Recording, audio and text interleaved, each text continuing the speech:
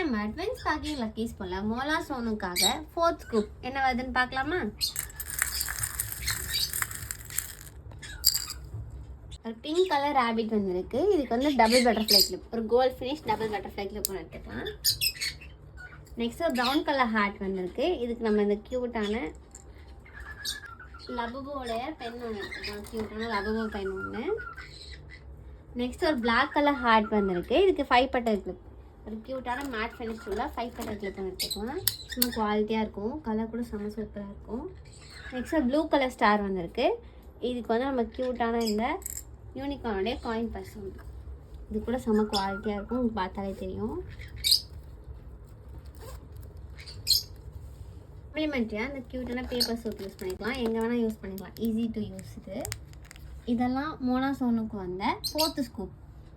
Thank you.